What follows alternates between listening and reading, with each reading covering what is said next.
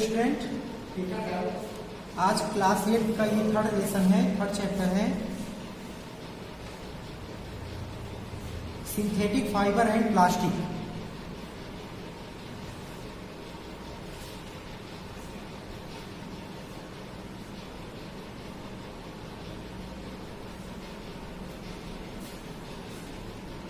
Student, आप लोगों ने क्लास 7th में फाइबर और उसके कितने टाइप्स होते हैं इसके बारे में स्टडी किया था, स्पेशली नेचुरल फाइबर के बारे में स्टडी किया था। आज इस क्लास 8th में सिंथेटिक फाइबर और प्लास्टिक के बारे में स्टडी करोगे।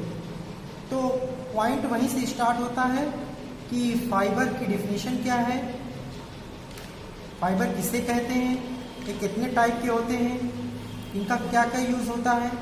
तो डेफिनेशन वही है, the thread like structure through which a fabric is made is called fibre.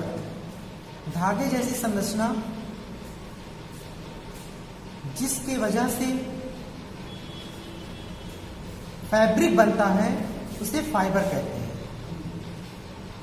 Fibre 2 types के होते हैं, नेचुरल फाइबर, सिंथेटिक फाइबर। आप लोगों ने पढ़ा था the fibre which is obtained through nature is called natural fibre.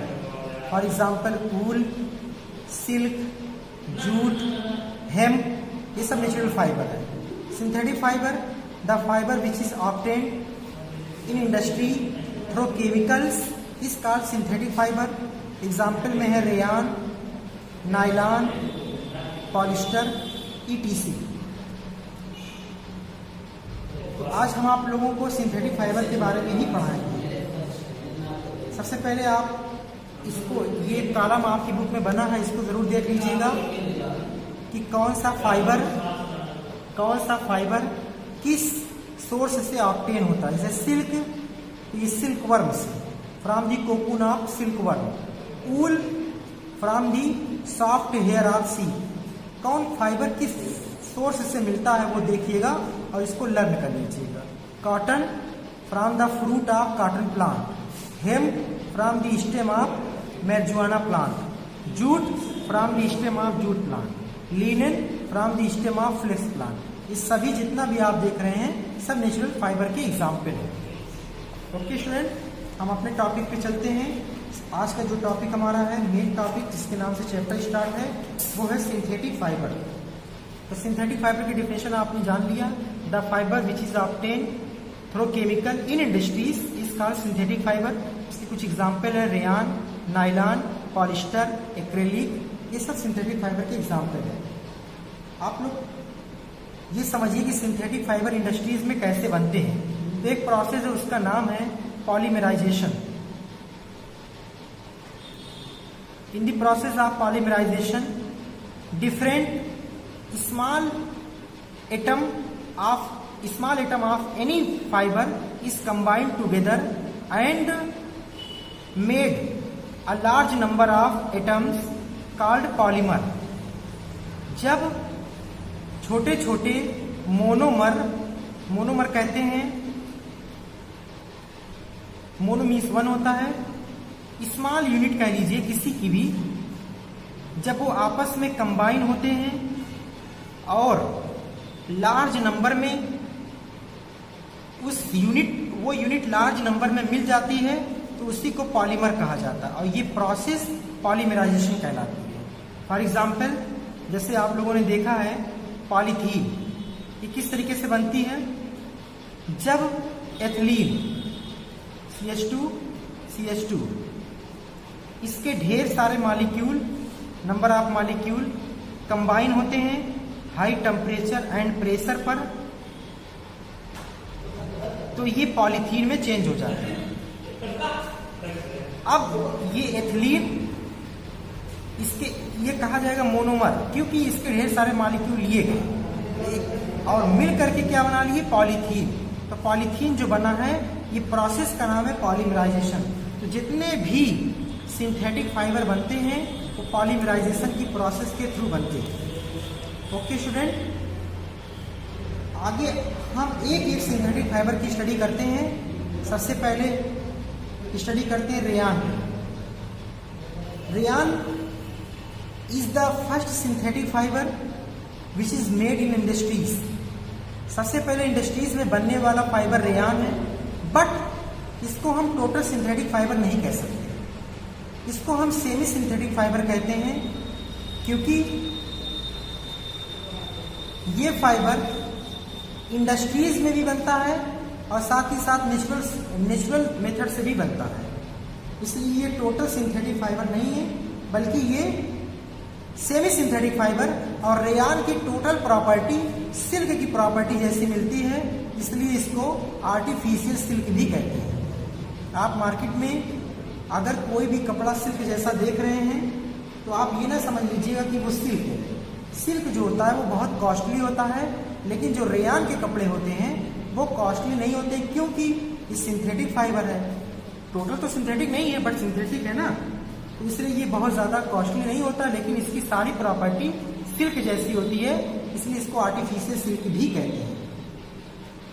Okay student, अगला इसके बहुत सारे यूज़ हैं, आप लोग बुक से इसको पढ़ लीजिएगा, कोई प्रॉब्लम नहीं आएगी आपको। कौन सा कपड़ा बनाने में यूज़ होता है? नायलॉन।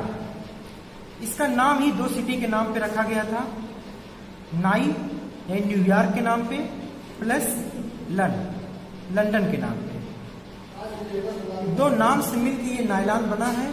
इसको टोटल सिंथेटिक फाइबर कहेंगे, क्योंकि ये इंडस्ट्री में कंप्लीटली केमिकल से बनने वाला फाइबर था, इसलिए इसको टोटल सिंथेटिक फाइबर कहते हैं, यानी कि सिंथेटिक फाइबर कहते हैं, लेकिन इसमें कोई भी पार्ट नेचुरल नहीं होता है, सब केमिकल होता है। हाँ, एक जरूर बात याद रखे रहिए कि इसका जो फाइबर है उसको पॉलीएमाइड कहते हैं, यानी इसका जो कंपोजिशन है वो पॉलीएमाइड होता है। इसका यूज जो होता है वो आप समझ लीजिए कि बहुत सारे जो नेट आप देखते हैं, जाल मछली पकड़ने वाले, इंसेक्ट पकड़ने वाले, वो ज़्यादातर जो है नायलॉन के बने होते हैं, क्योंकि ये बहुत मजबूत होता है। नायलॉन की रस्सी भी आप लोगों ने देखी होगी, बहुत अच्छी होती है, मजबूत होती है। बहुत सारी चीज़ें बनाने में इसका यूज़ होता है, रेनकोट बनाने में यूज़ होता है, हैट बनाने में यूज़ होता है, बहुत सारे वाटर प्रूफ क्लॉथ होते हैं उसमें यूज़ होता है। ओके स्टूडेंट, अगला फाइबर है पॉलिस्टर। पॉलिस्टर में आप कुछ एग्जाम्पल जान लीजिए, जैसे टेरिलीन भी एक पॉलिस्टर है, टेरीन, डेक्रॉन, ये सब पॉलिस्टर के नाम हैं। और एक इम्पॉर्टेंट प्रॉपर्टी पॉलिस्टर की बता दूं, पॉलिस्टर जो बनता है, polyester is made from petroleum product. Petroleum के जो प्रोडक्ट बचते हैं लास्ट में, जब पेट्रोलियम का फ्रैक्शनल डिस्टिलेशन हो जाता है, जो गैस निकल जाती है इसके अंदर से, और पेट्रोल निकल जाता है, डीजल निकल जाता है, जो उसके रेजिड्यू बचते हैं, जो उसके लास्ट में अवशेष बचते हैं, उसको पेट्रोलियम प्रोडक्ट कहा जाता है, लास्ट वाले को, और उसी से तैयार होता है पॉलिस्टर। पॉलिस्टर का भी बहुत ज़्यादा यूज होता है। मेनली आपने देखा होगा बोट के सेल्स बनाने में इसका यूज होता है। इसके अलावा एक बहुत इंपॉर्टेंट प्रोडक्ट है जिसको पीईटी कहते हैं, पॉलीइथीन टेट्राइथिलेट, जिसके बोतल, यूटेंसिल, वायर ये सब बने होते हैं। ये भी एक पॉलिस्टर का ही पार्ट है, पॉलिस्टर का ही एक रूप कह लीजिए पीईटी। यानी कि बहुत सारी आप लोग घर में जैकेट, ट्राउजर्स, साड़ी, बहुत सारी चीज़ें आप पॉलिस्टर की देख सकते हैं।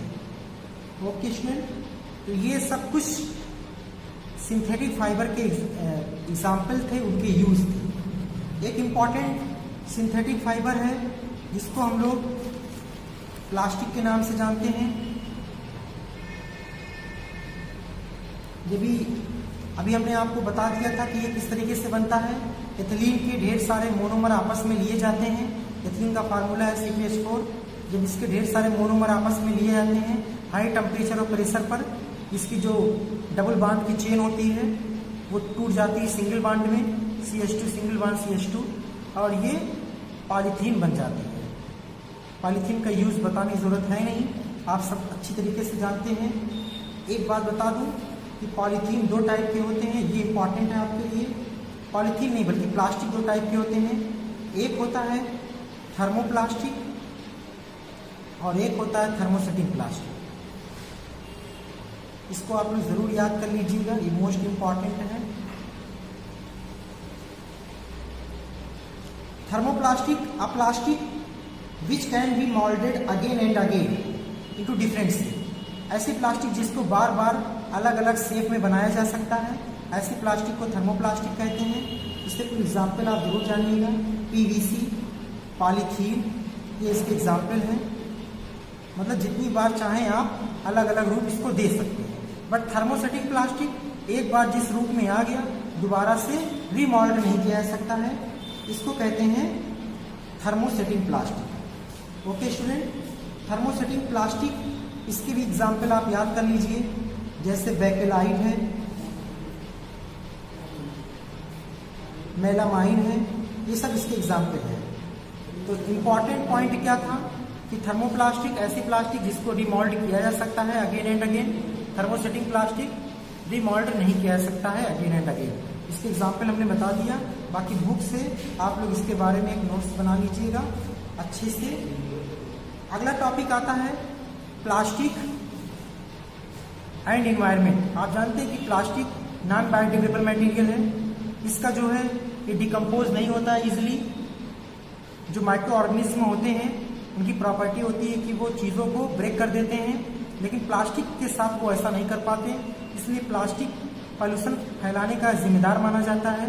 ज़्यादा से ज़्यादा हमको बचना चाहिए ऐसे प्रोडक्ट जो प्लास्टिक या पॉलीथीन से बनते हैं। Okay student, thank you.